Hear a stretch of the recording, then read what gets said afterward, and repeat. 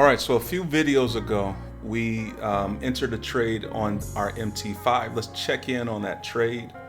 That was Euro USD. Right now, we are just over $5,000 in profit. We entered the trade in at 1.07365, and price has fallen to 1.06808. And so we're at 5,000, a little over 5,000 in profit, just under 6,000 in profit. And so we're going to learn about what this means. I know you have no clue right now what this means or how we were able to do that. At the time of this recording, it's been about 24 hours since we placed that trade. And so we're going to talk about how we did that. But first you need to understand what Forex is. So let's jump over into the training and let's talk about what Forex is and how we're able to make this amount of money in a short period of time. I'm going to flip my screen. Let me get out of, let me minimize this.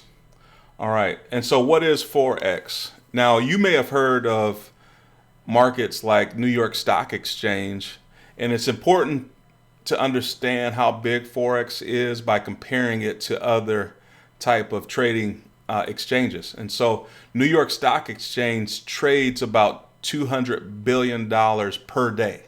Not in a year, but per day, $200 billion. And that seems like a lot of money until you understand how much Forex trades. Forex trades $6.6 trillion per day. And so there's a lot more liquidity in the Forex market. And you can see how we're able to make quick money in the Forex market because of how liquid the Forex market is. So Forex stands for foreign exchange. It's a foreign exchange market. You'll hear that referred to as Forex. You may also hear it abbreviated as FX. But it is a global type market. It is global. All countries have their own currency. You have United States uses the United States dollar. Mexico uses the Mexican peso. Europe uses the euro.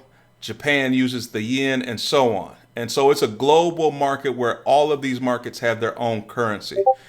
We call it decentralized because with New York Stock Exchange, that's an actual hub where the stocks are exchanged. For currencies, foreign currencies, as you can imagine, has no central hub to exchange the currency.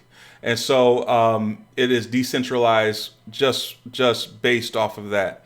And it's the largest financial market in the world. When you hear that term, money exchanging hands, usually it's referring to foreign exchange market.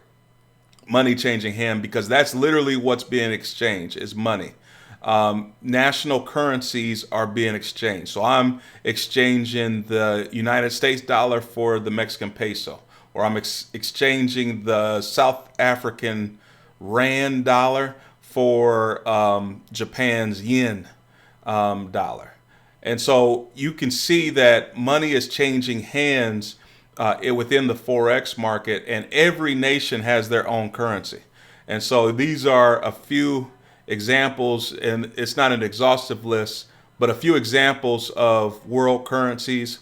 You see the United States dollar is over here. I don't know if you could see that, but that's in a sea of other currencies. The Estonia uses the euro, India uses the rupee, and Philippines uses a peso. Senegal uses the CPA franc.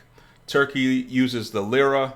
And so you see a United States dollar is in a sea of currencies that we exchange in the Forex market. Now, what I want you to get out of this video, and the most important part of this video, is that we exchange. There are majors, minors, and exotics when it comes to currency pairs. And so what I want you to get out of this video is that there are 8 major currencies that are exchanged in the Forex market.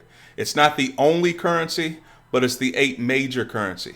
And so each of these currencies has a, I want to explain that, but each of them have a code that we use. And so for the United States dollar, you'll see that code USD. Then there's the Eurozone. That's the European countries. They trade or they use the euro. You'll see that abbreviated as EUR, but we call that euro. Then you have Japan, which their currency is the yen, and we abbreviate that as JPY or the yen. Great Britain, they use the pound. We abbreviate that as GBP. Switzerland uses the franc. We abbreviate that as CHF. You'll also hear that referred to as chef. Canada uses the Canadian dollar. You'll hear that abbreviated as CAD. Australia uses the Australian dollar. We call that abbreviated as AUS. We call that Aussie, the Aussie dollar. And then New Zealand dollar, we abbreviate that as NZD. So that's the NZD or the New Zealand dollar. These are the 8 major currencies that we trade within the Forex market. It's the most liquidity. Majority of the investors invest in these major currencies. There are many other currencies that we trade and many other instruments that we trade, but these are called the majors. So I want you to print this out, write these down, but remember that there are 8 major currencies, and we're going to build upon this knowledge in the next video.